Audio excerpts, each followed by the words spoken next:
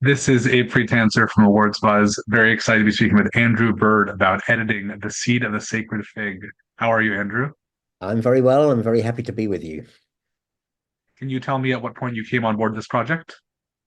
Um, Fairly early. I had a script sent to me by Mohammed sometime in the middle of last year, I think.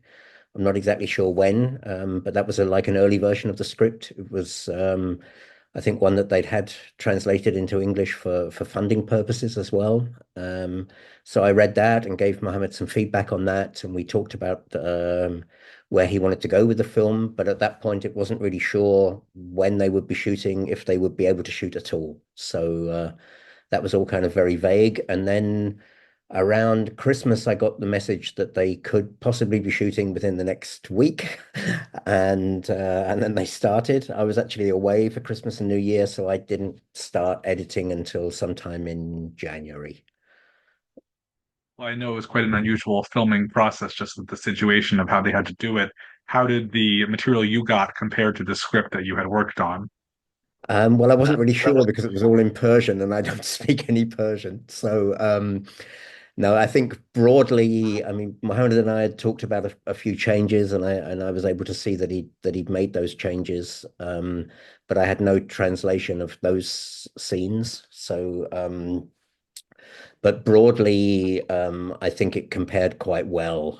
I mean, my assistant and I had to put subtitles on the footage that we were getting so that I actually knew what I was cutting. So I was aware of like what lines were approximately what I thought they would be. A lot of it was guesswork, but I had a basis to work with.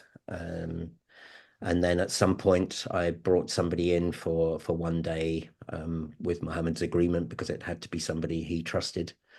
But that was fairly late in the process. I think I already had the cut pretty much finalized by then. And then we had somebody come in and just check the language to make sure I wasn't cutting off any syllables that I should be leaving on, or that I got anything kind of completely wrong with the translation that we were doing. And I really needed that to be able to come up with some ideas of what to shorten, which parts of the dialogue I felt were kind of duplicating stuff that we'd already heard before. So yeah. That a challenge you'd recommend to others working with material that you don't necessarily speak the language, but you get the gist of it? I mean, it wasn't the main challenge on the film, but it kind of added to the challenge. Let's put it that way. I mean, I think it's fine because you really, I mean, when you're editing, you go a lot of what you're doing is based on the performance of the actors, and I think you can see how genuine that is, how authentic that is, whether you speak the language or not. So that didn't really trouble me too much. And I've done a lot of films in languages that I don't speak. So the prospect of doing that didn't daunt me. I think Mohammed was a bit worried about it, whether I would come to terms with it. But once I started sending him kind of first cuts of particular scenes, I think that calmed his mind. I think he saw that I was coming to terms with the language, and yeah. But of course, So what were it's a huge question of trust across such a distance, and when you can't actually spend any real time together. And Mohammed's English isn't great, and his German is non-existent, and my Persian is non-existent, as I said. So we always had to have somebody else in on the phone call when we were talking, and we weren't able to do any video calls. We weren't able to kind of share a screen to for me to show anything and talk directly about what I was cutting. So it was a bit more complicated a process than it normally would be. And you never really know with a translator in on the conversation how much you're actually getting of what he's really saying. So yeah. I think for a film that runs over 2.5 hours, it's one that is unusual in some ways because the last act is possibly the most involving and also sort of changes genres a little bit. Did you have a sense of that as you read the script, or is that something that evolved more as you saw the footage you got? Well, that footage I didn't actually get until I'd already cut the other two-thirds of the film. But yes, I mean, I think it was clear from the script that it was going to be that way, and Mohammed actually wanted it to be that way. Um, and of course, I mean, faced with the prospect of shooting a film that was going to be shot in secret, and it was kind of clear that they weren't going to be able to be out and in the streets of Tehran shooting this thing. We were always very aware of the possibility that the first part of the film could be too confined to the space of the apartment. So we were looking for ways to kind of open that up a little bit. And I think ultimately when the idea came up of using the cell phone footage, like the original demonstration footage that people had shot on the streets of Tehran, that was something that we both welcomed as a possibility to kind of give a bit more space to what we were saying and to get out of the confined space of the apartment.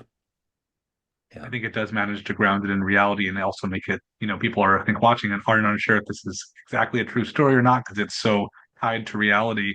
Are there legal implications to using footage like that? I have no idea, quite honestly.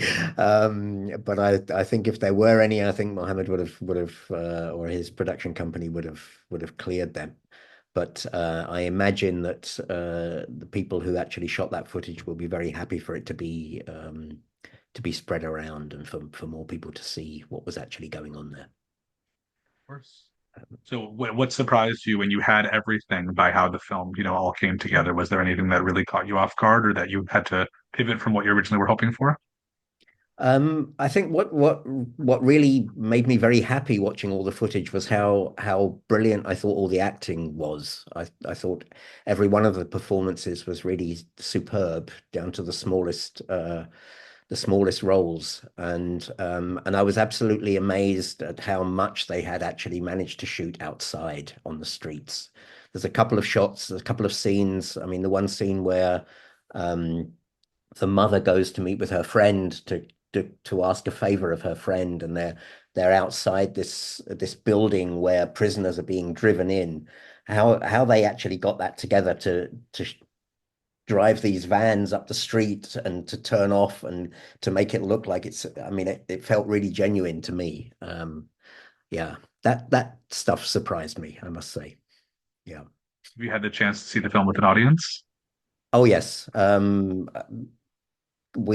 mean, normally I'd be very happy to test any film that I'm editing with an audience before we actually finalize the cut. There was no chance of doing that here. A, because of secrecy, and it not being able to get out that we were actually making this film. But also because of the time constrictions that we had. We were really tight getting finished in time for Cannes. So actually up until we went to Cannes with the film and it was screened there, I think only half a dozen people had seen it. And that was kind of people very close to the project. So I think I'd watched it with my wife because I like to get a bit of feedback. And otherwise it was the producers and the sound designers, the sound mixer. But otherwise nobody else here had actually seen the film. The colorist, of course. But they were basically people who were working on the film. So there was no neutral audience. So actually when we watched it at the premiere in Cannes with like the cinema full. I think it's like 1,500 people in the cinema. So yeah, it was a scary moment, but also a really fantastic moment because the reception that Mohammed was given and also the reception the film was given was amazing. I've never experienced the like of it. It was great. Do you pay attention to where audiences react to certain things, and does Of that, course. how does that affect your viewing experience? Do you think it's a good thing as an editor to watch a film like this, or would you wish you could be more removed sometimes? Oh, I love it. I mean, I think it's great. But yes, of course, you breathe every breath that the audience takes, and I mean, you never really know whether the film's going to work until you watch it with an audience. And so on the one hand, it's really daunting, and on the other hand, it's incredibly satisfying when you notice that the film is actually working for the audience. And And quite honestly, with this film, I was never really sure whether my style of editing was really what Mohammed had been looking for. I was constantly asking myself, am I being Iranian enough in the style of editing? And at one point, there was one particular scene, the big kind of the scene where everything kind of blows up between the daughter and the father around the dinner table. And that was a scene that Mohammed was very keen to see quickly. And I wasn't too keen to show him it because I wasn't really at a point where I thought I'd got it where I wanted it. And when I did finally show him it, he said, "Yeah, I like it. I would have done it differently, but I like it." And that was kind of a little thorn in my flesh, I must say, because I kind of always thought, well, what would he have done? And maybe I should have done it differently. And really, it was only when I saw it with an audience in Cannes and there was actually applause from the audience during that scene that I kind of was able to relax and feel okay that the scene does actually work the way that I did it. But I think again, credit to Mohammed for that because I think it takes a lot for a director to have that amount of trust and to see when he sees things that are possibly different to the way that he would have maybe gone with it, to actually see for him that it works the way that I've done it, and to actually go with that as well. Um, so yeah. Well, looking back at your past credits, I immediately noticed In the Fade and The Future, which are both very different films from each other. And I feel like In the Fade has some similarities to this. It's a little bit more explosive at certain points. And The Future is, like Miranda July, a lot more sort of sedated and speculative. Do you feel like you have a particular style that carries from film to film, or it's more about matching the director? I think a lot of it has to do with the director. A lot of it has to do with the footage that you're working with. I don't think you can cut too much against the footage or against the rhythm of the footage. I mean that's also something with the language as well that you do kind of with Mohammed's film. Even not speaking the language, you learn to move with the flow of the language, with the pattern of speech, with the timing of that. And I think that varies from director to director, and also the dynamic in the editing room varies from director to director. I mean, when I worked with Miranda, Miranda was at my side constantly, 10 hours a day. We didn't actually budge. I never made a single cut without her there in the room. When I'm working with Fatih, it's a lot different. We've been working together for 30 years now, so we have a very different style of working together. We're good friends too, so we don't need to talk too much about the edit. We just kind of grunt at each other, and we kind of get the message. But it really depends on the film, or on the footage. I'm happy not to repeat myself, quite honestly. So I'm happy to have a different challenge with every film that I make. Yeah. Wonderful. Well, do you know what you're doing next? Um, I'm working on a documentary next. I'm actually traveling a little bit in December in the States. Um, and then when I get back to Germany in January, I'll be working on a documentary, which is for TV. I don't usually work for TV, but this is a particularly interesting topic, and with a director who I've worked with on 4 previous films, and so that's why I've said, oh, I'm happy to do this one. Yeah. Well, I wish you plenty of luck with that. Thank you for taking some time to speak Thank with me you. today. Okay, thanks ever so much.